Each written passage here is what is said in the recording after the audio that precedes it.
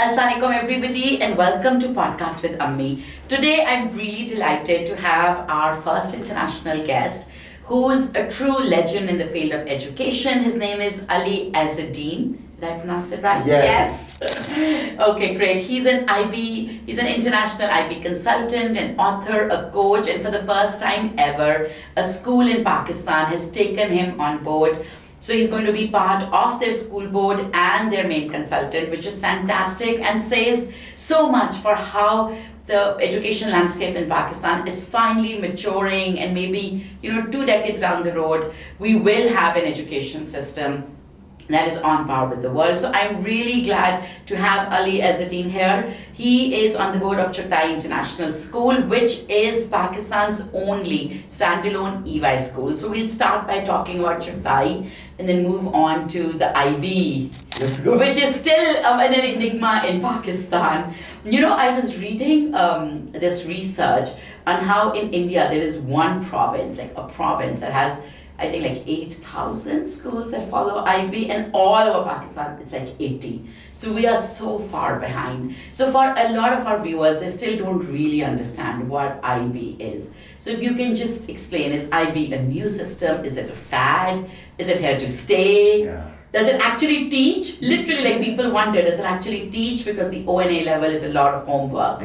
So if you can start by introducing the IB and then we can go on. Thank you. First, thank you for this welcome. I'm so happy to be here in Pakistan for the second time. And talking about the IB is a kind of a passion. IB started after the Second World War II, International Baccalaureate. And here the educators were really thinking about what are we doing on this planet? Killing each other. So we need to start at schools. And we need to start educating the kids for the future where we can respect each other and we can live peacefully. IB is not American, is not British, is not South African, so it's really international. Wow. And this is very important, especially for the parents.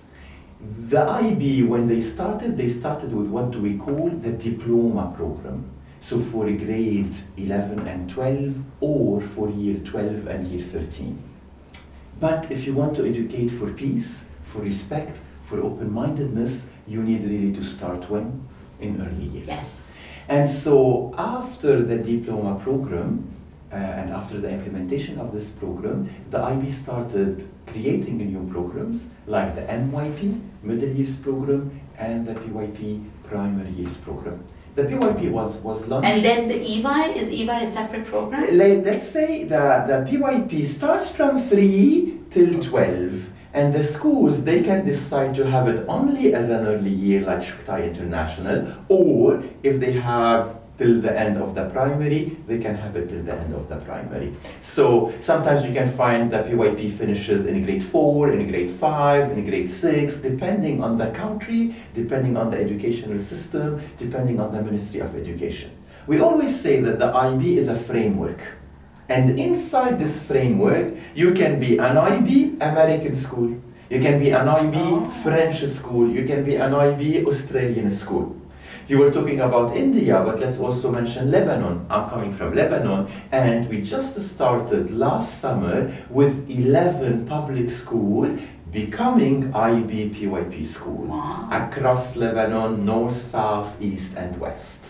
And so what is this telling us? It's telling us that the IB is growing. IB is not just a trend. IB is based on research. So IB educators, they got trained, upskilled. IB people at the office, they always follow all the new research. And what we are offering to the school is a summary of the best practices. So we are not going to say we are exclusive and we are the best. We're going to say we have the best practices and they are ready for you to take them and to implement them. Because we don't want also to exclude outstanding schools and great schools that they are not IB or they don't follow the IB. If I go back a little bit also to the programs, the IB recently introduced a new program, the career-related program or the CP. The career-related program is, for example, the kids who are not very high achiever, they don't want really to go to university and they prefer to go directly to real life and practice something that they are passionate about. That's fantastic. So like software engineers or more like plumbers, mechanics? Right, and all of this is really related to the counselor, and schools usually they are required to have someone who will give the student guidance. They will have a lot of partnership with university. University fairs are going to take place at the school. So we really know from an early stage what is my passion and where do we need to go on. That's fantastic. So Ali, in Pakistan, there is, because I do a lot of sessions on Yes. IB, and there is always this concern that parents bring up that, you know, the IB isn't as rigorous is the biggest complaint that parents have, because, you know, with the O and A levels, which is the system that we understand in Pakistan, there are these thick books. And a child has to do those books, he has to do the past papers, there is a lot of daily homework, like minimum a child in grade 8, 9 in O levels has to study 3 hours a day. So we like that as like, you know, very type A parents. We feel that that's the right thing to do. With IB, what shocks us is there are no books and then there's no homework, and we like these kids are just not learning. So It's not is true. IB not rigorous? It's not true. So those are some misconceptions. And now I just mentioned that we have 4 programs. Each program is really unique. Now in the IB mission, it's written rigorous assessment. And if you go and talk to a diploma student, they will spend nights and nights studying and preparing for the exams. Now how does it work and why do we have this kind of misconception? Primary years program is a very holistic program. We really work on the personality of the child. We want him to be communicator, open-minded, reflective, self-learner, and all of this is under the umbrella of the learner profile. Who is the learner? The parent, the teacher, and the student. Now once we grow and we move to the MYP, here the IB introduced something called e-assessment. And those are optional. So if schools want to, yes, so it's not obligatory for all the schools. You decide if you want to do the e-assessment or no. But if you don't do the e-assessment, then what do you do? So now here each school design its own assessment policy, and usually the assessment policy is published and shared with the whole community. So you as a mother, you are going to understand how your child is progressing, and we really focus on the personal progress. We avoid all this kind of comparison, and we really don't like if you come to us during the parent meeting and tell us, is my child the first child? Yeah, you don't or like that. 100 over 100. Because 100 over 100 doesn't mean anything in real life. If you come to us, we're going to tell you, he's a great communicator, he loves languages, he's very fluent in English and in Urdu, and you can introduce a 3rd language for him. Or we are going to tell you, he's very talented in art, so having some additional visual art classes or design classes will improve his skills and talent. So we started holistic in primary, I'm building your personality. We move to the MYP, we start looking at the discipline, and there is also here an opportunity where the student, they choose subjects that they are interested in. Right. So PYP, there's no option to choose. No, yeah, usually PYP, it's also as a model of the one teacher. I teach you everything, and then we have some specialist classes like PE, music, or visual art. Middle school, subject, and then the school might decide to have the exams or no. Now, the big change if you want, but here also good schools, they create a nice transition. So we have a transition between end of primary, beginning of MYP, end of MYP, beginning of diploma. In the diploma, the student will choose the subject. I'm very excellent in math, I'm going to choose the high level math. I'm okay with math, I'm going to choose the standard level. Now imagine you discover that you are very talented in visual art or in art. If you choose the subject, you are required to prepare a kind of a mini exhibition. In diploma, and now here I'm going to ask you a question, when you wrote 5,000 words as a student? In university. In university. This happens in the diploma. Which is fantastic. They It's need almost to write, university level yes, work. they need to write a 5,000 word, which is called the extended essay. Now, once you finish the diploma, here again there is some misconception. You can finish the diploma with a certificate, or you can finish the diploma itself. So there is a kind of two different paths. So you can choose to not take the exams or take the exams? Not the exams, it's like there is a kind of a different kind of combination. Okay. Who will really complete the diploma and who will complete the certificate. And now according to each country... completing the diploma is harder. Of course, it's harder. And it allows you to go to the best university, top-notch university around the planet. Okay. And the certificate doesn't? Now, the certificate, it depends really on the country and the Ministry of Education regulation. Just again, to give you an example, few years ago in Lebanon, if you were Lebanese, you would not go for the diploma. Oh, because it was very hard? No, it was not equivalent Okay. to our Ministry of Education diploma. Okay. But with the changes of the law and the regulation, now any student can go and sit for these exams. Makes sense. And so the more awareness and the more, again, the more people know about the IB, like what we are doing now in this podcast, the more understanding and the more openness to the program. Right. If I go back again to one of my experiences, in 2013, I was involved in a startup school. Oh, And which country? Yeah, in Qatar. At that time, in 2013, in Qatar had only 2 IB schools. So we were the third one. And we wanted really to spread the awareness in the community. So what did we do in the induction week at the beginning of the year? We invited all the responsible from the Ministry of Education. And we told them, come and learn how do we do it, and what do we do, and the reason behind this, why it's a play-based in the early year, why it's more holistic in the primary, why we do the 2 languages or the bilingual approach in the middle and the diploma. And so once we started spreading this awareness, you start saying, oh yeah, it fits with me, I want this for my kids.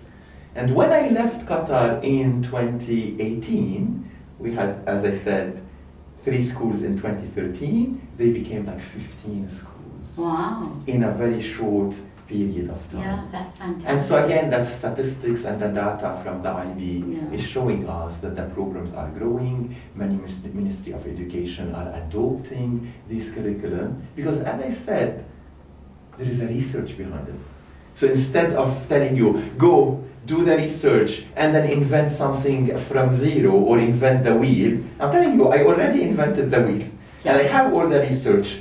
Go, take it, and then implement it in your school. Yeah. Now, if I want to add one thing before we continue, the beauty of the IB, it tells you, start with your own culture. Start with your own language. Start with your own beliefs. Start with your own tradition. And learn about others. So I'm not going to bring the history of America and teach it to a student in a school in Pakistan. Right. Which happens a lot if you go to an American school or to a French school. Yes, absolutely. I still remember when I did my study in Lebanon, so I did the social study, the history and geography, grade 6 and grade 7 in French. I was learning about Louis XVI, and I was learning about the French Revolution, and I was learning about the geography of France, even though I was living in Lebanon. And so this doesn't really exist in the IB. That's fantastic. So, talking about the Chughtai International School, since it's really history in the making, as we don't have a standalone EY school, tell us about the EY program. So right now in Pakistan, the programs we are used to is like the Maria Montessori program, and then obviously then we also have these like rigorous preparation programs because all our schools that are competitive take exams at like age 5, which is really young. And so, you know, what Chughtai International School is doing is very different. It's neither the Montessori nor a preparatory. True. So what is it? Look, there is a very famous say, and I'm not sure who said it, but maybe it exists also in your culture. So I always heard my grandmother or people around me saying, play with him till 7 years old. Educate him till 14 years old. Be friend with him till 21 years old. And then after 21, and then, marry him off? No, he's ready to go to life. Okay. So the first 7 years of a child are around play, play-based learning, This is also the philosophy of the PYP in early years. We explore, we solve a problem, we are curious, we predict, we use our senses in early years. Because this is the space where you hear the kids asking the most questions. Statistics says like a child can ask you 100 questions per day. And what happens, all the data shows that by the end of the primary, they stop asking questions. We killed their curiosity. Who we? Oh. The schools, the parents. By the end of PY, they stop asking Yes, questions. they stop really? asking questions because we're just following a textbook. Do this, do that, do this, do that, and no one is listening to me. And these kids these days, they have plenty of ideas. They want people to listen to them. And not, if I have a question, go play on your iPad or go find the answer on the internet. On the internet, there is thousands of answers. How do I know which one is the right? So we play for the first 7 years. Then we do the education between 7 and 14. We create this identity with this belief set, the values, respect of the other, the open-mindedness. And then during adolescence, I'm a friend with my son or my daughter. I want them to tell me what's happening with them, what challenges they are facing. And at 21, we all know that in many countries, 21 is the kind of, you start the driving, you go and you do the voting, and so on and so on. Yeah. So I feel that this really creates a kind of a nice timeline for the parents and even the educators on how to deal with kids. Yeah. Going back to the Finnish system, for example, why Finland has the best kind of schools in reading and in writing? Because they said, we're starting proper school at age of 7. What do the kids do till 7? Play. But play in school or just run? So, you know, when we say play, there's also this idea amongst Pakistani parents, but if they're going to go to school to play, they can play at home. But I think when you're talking about play, you're not just talking about a child in toys, you're talking about some structure. Like, there is a curriculum behind the play, right? It's very intentional. It's and here so tell us what some learning goals. So let's say when teachers are sitting together and they are listening to the conversation of the student, based on this conversation, they start designing learning experiences. And so let's imagine we are in the playground and then all the kids, they saw an insect and something happening in the playground, in the garden. I listen to all the questions, and based on this question, what I'm going to design my following day. Curiosity will drive the curriculum. Now here, we need really to understand that, yes, there is a curriculum. I want them to read. I want them to write. And do basic math. So there is a curriculum. Yes. But those, instead of being very rigorous from a textbook that doesn't connect to the real life of the student, they can be aligned to the interest of the student, to the culture around the student, to the tradition around the student. So imagine, for example, an early year teacher doing a unit on celebration.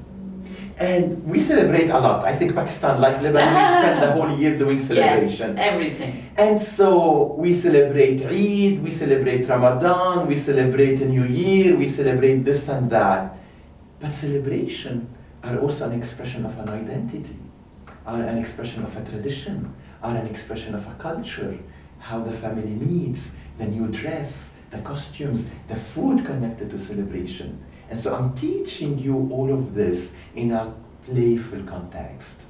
This is number one. Number two, we teach about family, but we don't want to teach them about family without bringing the family home, or without bringing, the family to the classroom. So what happens in a PYP classroom, we go outside to the world, and then we bring the world inside. Oh. Okay. And he said, this made me a scientist. Questions are very important. And while we are playing, we question the world. We build relationship. We do a mini fight. And play is not just for kids. We adults, we don't play. Look to all the games, society games that we have. And I think this needs to be again brought to life.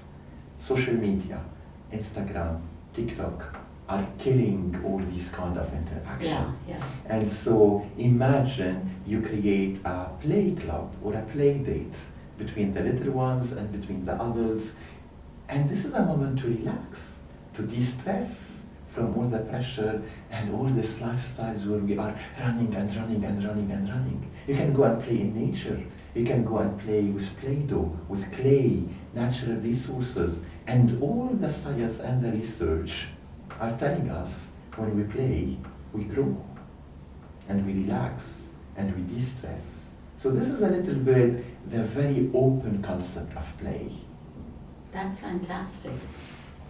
But to a parent, when we talk about the end goals, Yes. would a child who's gone through a play-based learning in EY at the Chughtai International School, would that child be behind in terms of, maths and the handwriting skills and sentence making than a child who's gone through, the more traditional system in Pakistan where they sit on a table? And also the question is why do we need a play-based curriculum? Very good. What is the advantage? Yes. So I wish you had a kind of a dice here in the studio to demonstrate also something to parent and to answer your question. Imagine we're playing the snake and the ladder. I think you played it. Yes, yeah? yes. Snake and ladder, you throw the dice and what do? Counting. Yes. So math is already embedded here. Imagine we set up a kind of a market inside the classroom and then you want to buy and you want to sell. So what I'm doing real life experiences. This is math. It's not when I do 1 + 1, 2 + 1, 3 + 1, a worksheet, 10 worksheets that I'm learning math. This is what do we call drilling. Yes. Okay? So IB doesn't like drilling. We don't like But drilling. why? Is there some research that Of course, shows? it's about brain and how our brain works. I will go further with you. So we were talking before that you have a child, he goes to school and he went to primary school, and then what did you do with all the worksheets? Throw them. You throw them. But if your son came to you with a portfolio and he showed you, Mom, look, here I was able to write 1 sentence at the beginning of the year, now I'm able to write 3. And I need to improve more myself, so by the end of the year I'm writing a paragraph. I will go to an example also from my daughter. She doesn't go to an IB school, but we're talking about best practices. She told me, at the beginning of the year, we did a kind of a reading test, diagnostic test. And the teacher told me, you are reading only 60 words per minute. You need to reach 100. In our second parent meeting, the teacher told me, your daughter now is reading 80 words per minute. She still needs 20 more by the end of the year. She was aware of it. She was practicing reading by herself, using the timer by herself. And so, you see the difference between I'm just reading because of reading and because the teacher gave me a homework, or I'm reading because I know my goal, I know my strengths, and I know the areas that we need to improve. That's amazing. Those are the best practices. So we talked about math and how math can be embedded in life. We talked about reading and how reading can be also embedded in a clear action plan for the student. And the last thing, writing. Writing can also be very fun, and you can write an invitation letter to celebrate Mother's Day. Or a speech, or a play. Yes, and you can be on a stage. I go back to what I said earlier, we're developing the personality. You don't want someone who takes 100 over 100 in a math exam and he's not able to stand in front of a camera or in front of an audience and talk to them. Yeah. You don't want someone and that does happen a lot. You don't want someone to become an encyclopedia or ChatGPT. But isn't a team player. Yeah. Companies now are looking for what do we call the 21st century skills. Yes. And if I want to summarize them, the 4 C's: communication, collaboration, critical thinking, creative thinking. Yeah. How a worksheet will develop those. Yeah. But let's look at play. Yeah. When you are playing with your friend, you don't communicate. I do. You don't collaborate. Yeah, we do. You don't create sometimes a new game, especially if I give you some raw material. Yes. What do you do with these raw materials? And look at the little kids, again, based on research. You bring an outstanding kind of a toy for them. They leave the toy and they start playing with the empty box. Yes. And they Yes, create yes. ideas with the empty box. Yes, that's very true. So, and we all played. Remember, Yes. our generation, We played. we played on the street, we played outside, we played with our neighbors. Now we're becoming so much protective Yeah.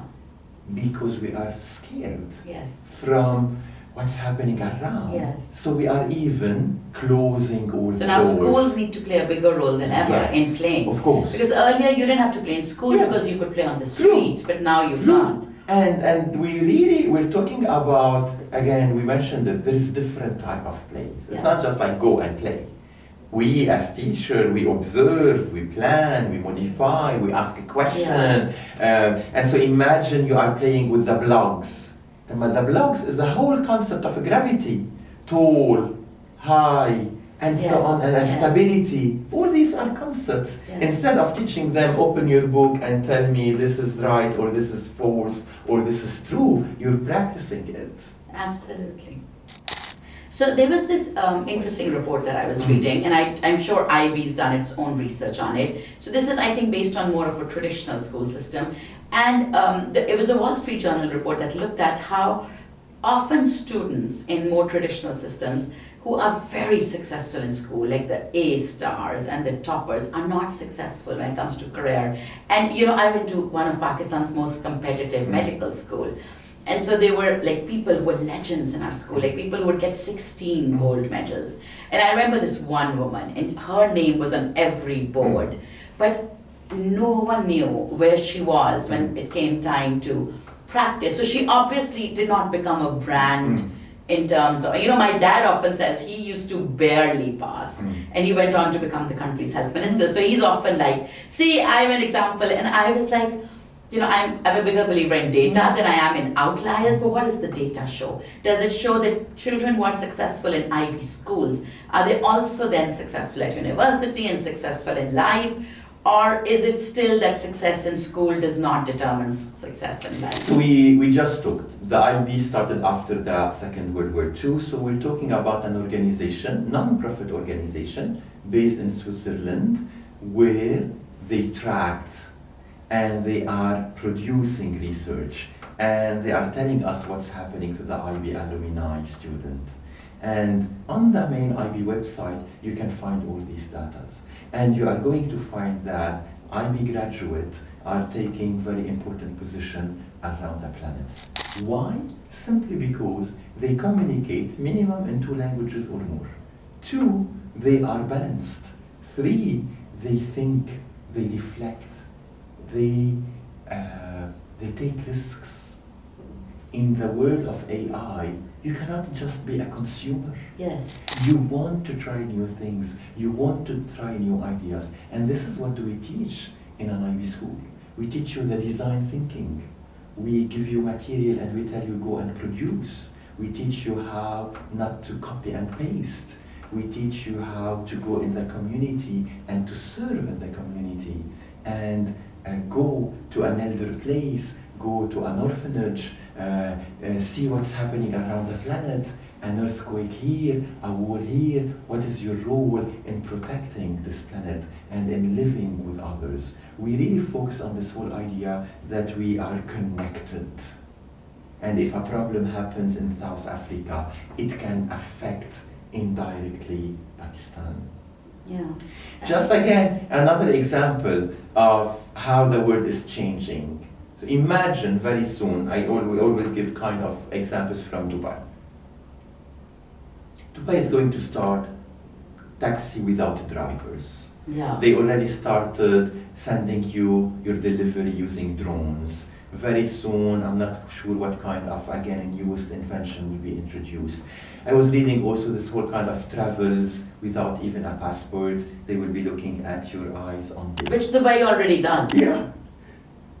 So, but imagine how it will impact the whole economy. Yeah.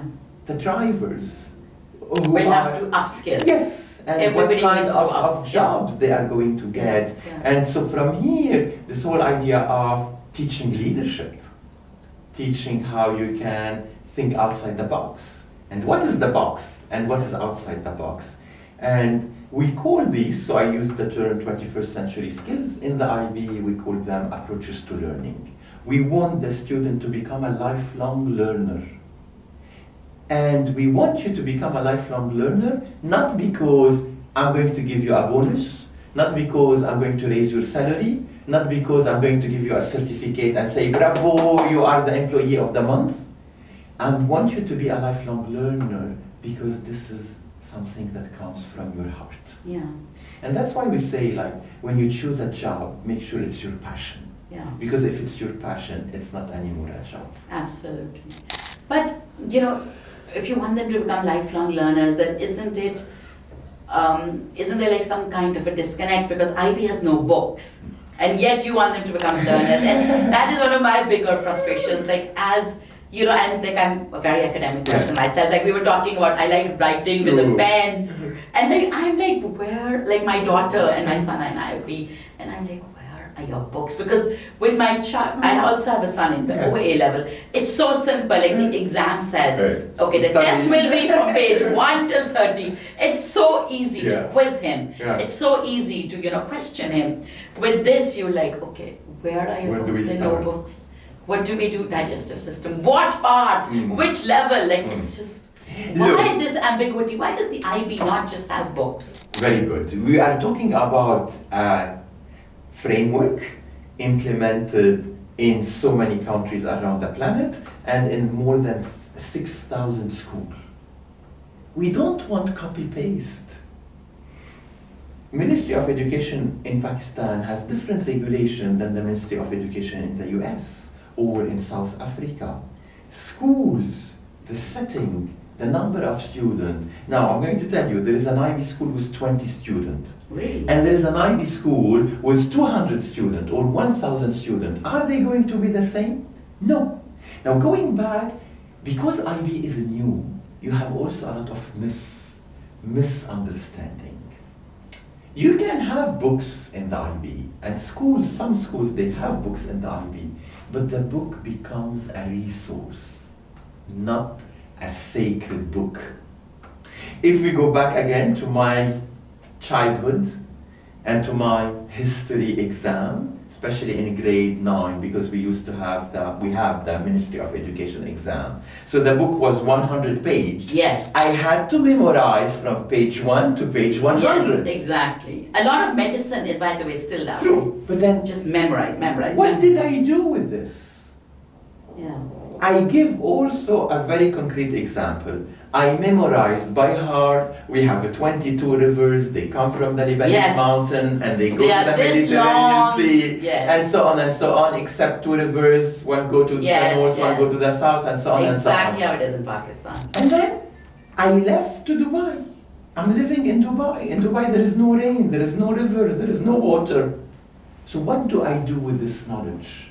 How this knowledge is relevant across time and across places. That's why the IB introduced this whole idea of a concept.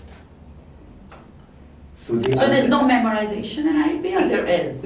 It depends when, where, which context. But like in the sciences, there is memorization, I'm guessing. Again, it depends on how and why we need to memorize. It's all explained. We really go through the process. So if we're talking about digestive, we're really looking at the concept of system.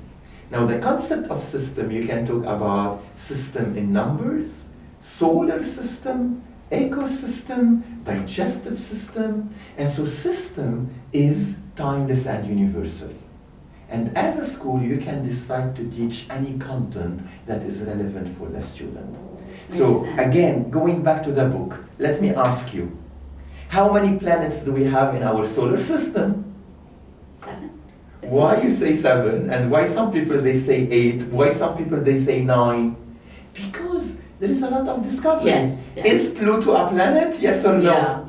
And so it's a question mark. It's a question mark. So in the IB and for example there is space for question mark. In the PYP. But in the O levels there isn't. There will be one right answer. So in the PYP, we teach them perspective, point of views. Right.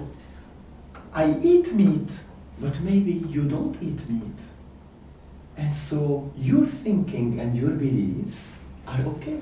Yeah. And my thinking and my beliefs are okay.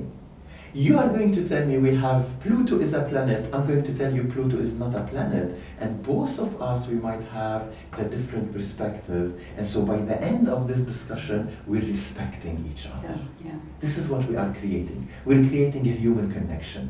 We're creating different lens to look at the knowledge. And we're creating a different approach.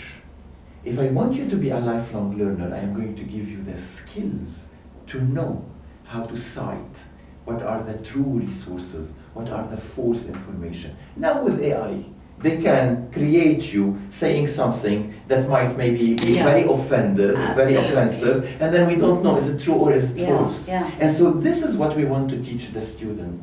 If I'm giving you a textbook, how do you know that this is real, this is authentic, this is valuable? Yeah. But so coming back to the EY student, right? Since that is what the Chughtai International School is offering. So there are people who would say that why start at 3? Shouldn't a child be at home at 3 and be with his parents and be with his grandparents, especially since this is Pakistan where you have the joint family system. I'm sure like in Lebanon. Why does the school, I remember I sent all my children to school at 18 months because I'm a working mom. So I was like, the stress of having them at home with the maid is so great that I was like, I want them in school where everybody is qualified, where there is supervision. But what is IB's reason for why a child should be in school at 3? Because he needs to play. And he needs to develop the social skill. So yes, it's nice to be with grandma and grandpa, and it's nice to have the family, but it's very closed. When you go out, you become more independent, you develop different skills, you interact, and you build relationships. And so when you start earlier, it's much easier.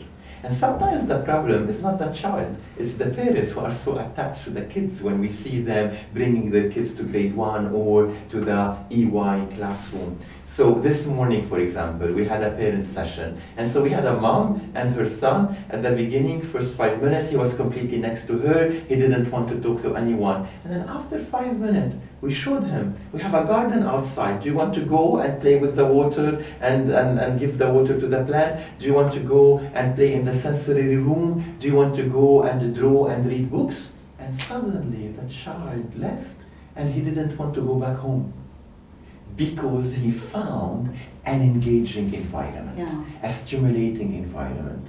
At home, sometimes it becomes routine. And these days, I'm afraid that what will happen at home is take the iPad, take the iPhone, and spend the whole day, and unfortunately, sometimes the whole night on a device. Yeah, that's very true.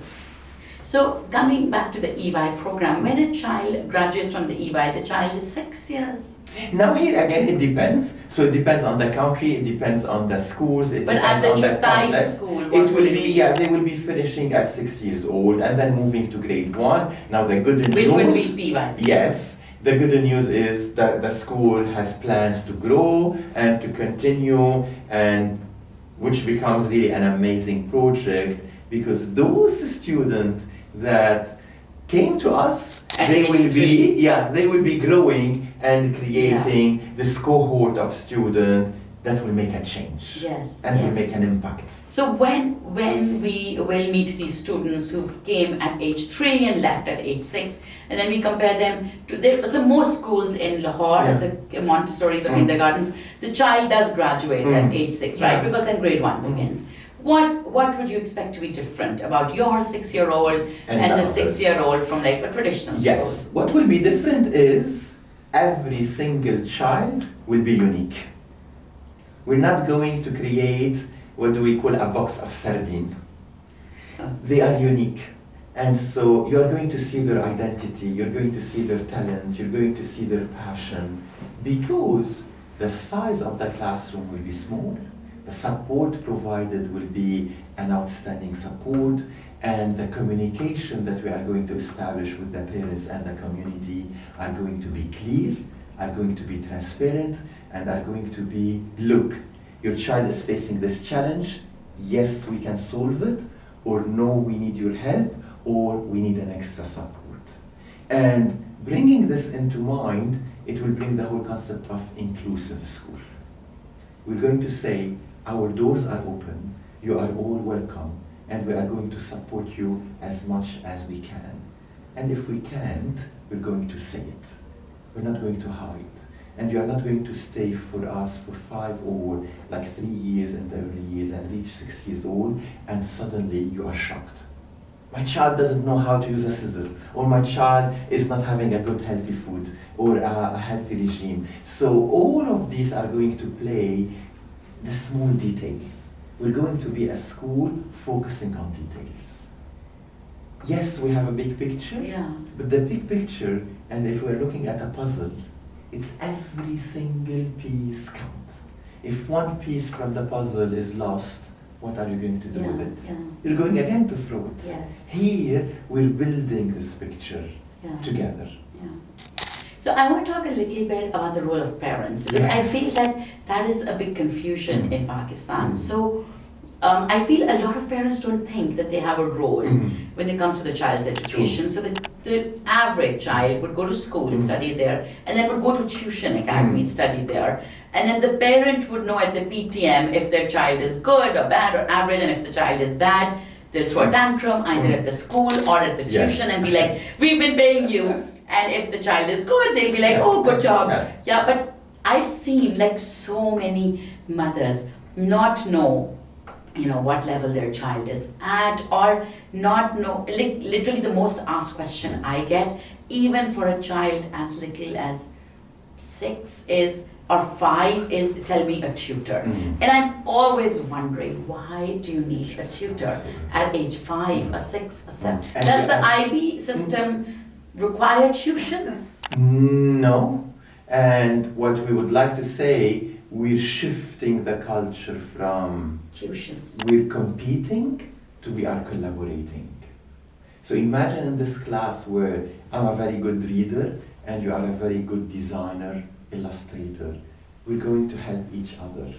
And so this is a mind shift regarding the culture. The second thing that I would like to highlight, and regarding the role of the parent, build relationships, healthy relationships with their kids. So the quality time. Parents are running. Mom is working, dad is working from maybe 8 in the morning till 5 in the afternoon, because life is becoming more and more expensive. So spending a good time in the afternoon, before bedtime, during the weekend is very important, number 1. 2, reading. Kids, they need to see their parents reading. We read together, we create a moment together, and we enjoy. Does the IB emphasize reading? The library is at the heart of the curriculum. Oh. So even if you don't have course books, you have books. Yes. So we read all the time. We create this passion. So every books. IB school has a library at the center of the curriculum. And in every can you be class, an IB school without a library? A very tricky question. Now you can tell me we have a virtual library, or we are using the public library next door. But library is very important, as I said. And students, they need to go manipulate books, fiction, non-fiction, and so on and so on. And here again, I would say like our relation with research and those big books started at the age of the university level. With the IB, we start much earlier, showing them the different resources. So we said build relationship, quality time, read, and let's say number 3, speak your mother tongue. Really? Of course. All the brain science. I need to master my mother tongue language. Why is that important? In a global, so if you look at Pakistan, every child who has prospects wants to leave the country, which means that they'll be going to an English-speaking country. Why is it important for our children to know and be fluent in Urdu? The language is an identity. It's a belief system. It's a history. It's feeling. It's emotion. And so if we are not proud with our roots, our language, you're creating also this kind of the other is better. No. I'm very strong with my identity, my language, my belief, and I can also learn the other language. And so what we decided to do at home with my daughter, I speak to her only in French, and her mom speak to her only in Arabic. Oh, so your wife is an Arabic speaker. Yeah, Who speaks to her in English? YouTube. Okay. So she goes So she has like 3 parents. So she goes to a bilingual school. So, and again, schools in Dubai, they have Arabic as an obligatory language. Oh, all schools? All schools and all kids, Arab, non-Arabs, they have are to all, know. Oh, I yes, didn't know have that. to know Arabic. It's the Even policy. if you're in American school or Even if British. you are American or British. And this year they just changed the law and they are introducing Arabic to the early years classes. So now all the schools are recruiting Do you Arabic think that's teachers. a good idea? Look, it's this whole idea of, I always say, you force or you enjoy. I can come now and force you to learn a German. And we spend every day 5 hours talking and learning and speaking German. If you don't enjoy it, 2 months after you'll forget it. So I really need to create an environment where I enjoy this language. And so what happened now, my daughter is 9 years old. She's fully trilingual, Arabic, French, and English, because we created a system. And it's not... So the school teaches her French and Arabic. And English. So it's trilingual. It's a trilingual. And then you and your wife reinforce it. We created a system at home. And this is again the whole, I have a master's in bilingualism and multilingualism. Okay. So I did it. And What languages do you speak? So I do Arabic, French, and English. And it was a very interesting story. Now you should learn Urdu. Yeah, why not? Especially that we have the same letters, so it should not be very difficult. And since you'll be working at the Chughtai International School. And I will be visiting a lot. So, and again, learning a language is also something that is very interesting for your brain. When you learn a new language, you help avoid Alzheimer, less disease, your brain cells create more connection. Yeah. So, or if you don't want to learn a language, learn something. Learn how to swim if you don't want. Learn how to ride a bicycle. So learning should be part of our life. And this is also what the IB brings in the schools. But I'm telling you, you are a lifelong learner, so you will not stop learning. Yeah. And life is showing us. Go 5 years ago, COVID, what happened? Everybody changed their careers. we were stuck at home, and what did we have to learn? Microsoft Teams, how to use Zoom, how to cook, or how to use Google Meet. And those are new skills, and now they are part of our daily life. Yes. And it become part of the new life. Yes. I could do a meeting now with someone in the US or someone in Japan without traveling. Yeah. Now, traveling is still my passion, but it changed the whole dynamics. Yeah. And this is very important on how, and this is the beauty of the IB. The IB says professional development is part of your school culture.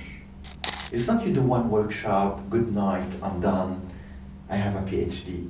No, it's like, what are the changes? That's What's fantastic. happening? And imagine you're bringing this philosophy to a 3 years old. Yeah.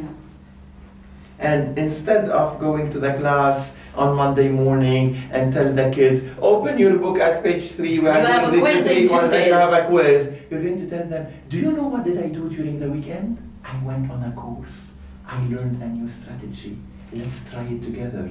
Or you're going to tell them, do you know what I did during the weekend? I traveled, I explored, I read a book, and this is the book that I'm reading. I have a journal, and this is the journal that I have.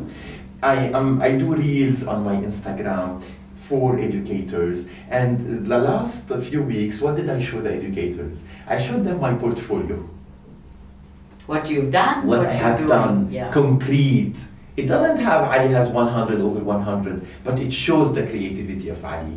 It shows the forward thinking of Ali. It shows the events that Ali attended or spoke at. Then I showed them my journal. I have a journal where I put notes, where I put ideas, where I create, especially that I write picture books for kids. And then 3, I talked about the importance of reflection. We can always improve. Yes, absolutely. I did this workshop. I wait for the feedback from the participant. and then I improve it. And I don't just wait for the feedback of the participant. I can see where are the areas to improve, what worked well, what I can change, what I can modify. Especially that these workshops, they are not just workshops that franchising.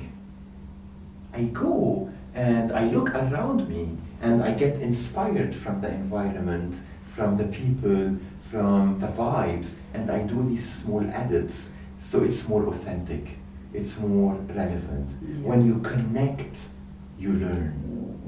When you feel safe, you learn. When you feel respected, you learn. Yeah. Imagine a classroom where you are afraid to talk. Yeah, then you won't learn. Yes. And this brings the whole concept also of mistakes and failure. In the IB, we teach the student to learn from mistakes. And failure is something that will help us. Final maybe example from my side. Imagine your son or your daughter is learning how do they ride a bicycle. Do you tell them from the first time, from the first lesson, you're not allowed to fall down? No. Why? Because you want them to fall and learn. Because falling is part of the process on how you are going to balance absolutely. it. Yeah. Same thing. I want to learn a language. I want to solve a math problem. Do you tell me you don't need to do mistakes and you need to solve it right from the first time? Yeah. Then you're creating a block. We don't want to create a block in our school. Yeah, makes sense. So, at age 3 is generally when a lot of the neurodiversity comes up, right? Like you begin seeing ADHD and you see autism and you see global sensory disorders.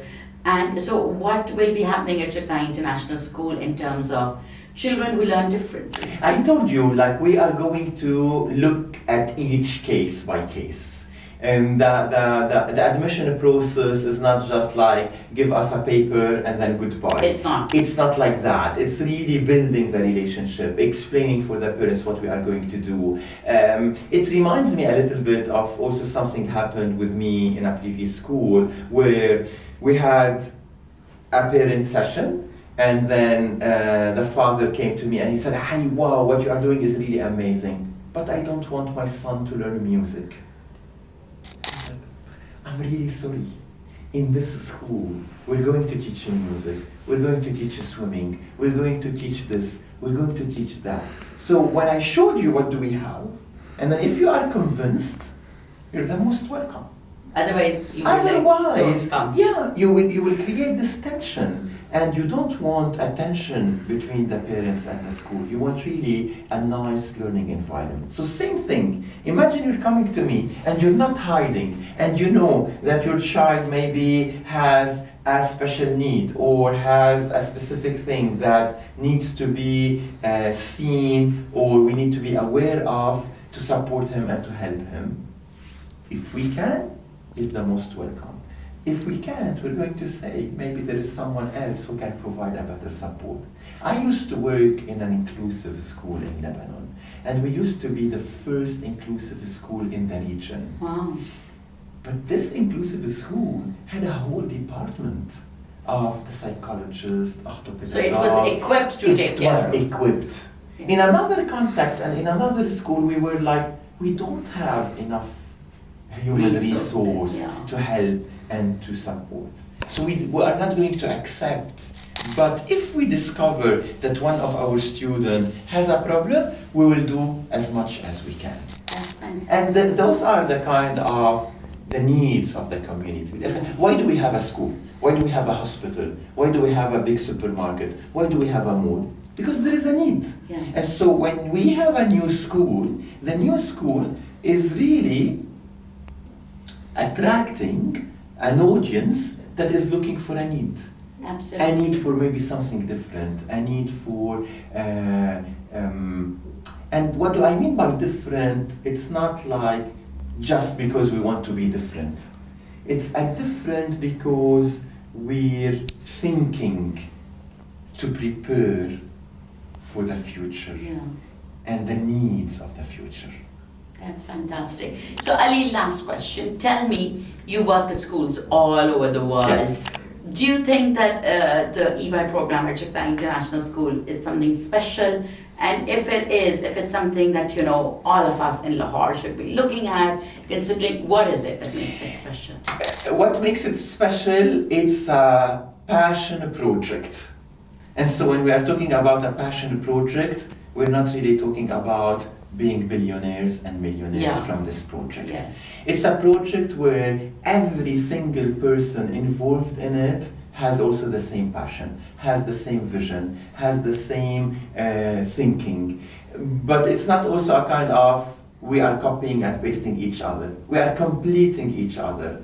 The marketing manager, the admission person, the owner of the school, the head of the school, each one is bringing a different perspective to this beautiful baby.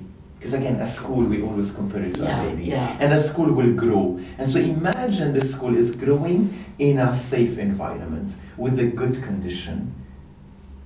And our dream is big. And we will continue dreaming. And we will continue making our dreams happen. So we started this week with a series of events for parents, for teachers, for leaders, open for everyone. Our hands will be open for everyone. Because we believe in networking. That's fantastic. To grow and to be present, you open your hands, you open your doors, and you don't just be closed and isolated. That's amazing. Thank you so much, Ali. It was great to talk to you. And thank you, everybody, for watching. Definitely send us your comments, your questions, the likes, and tell us what you think. Thank you.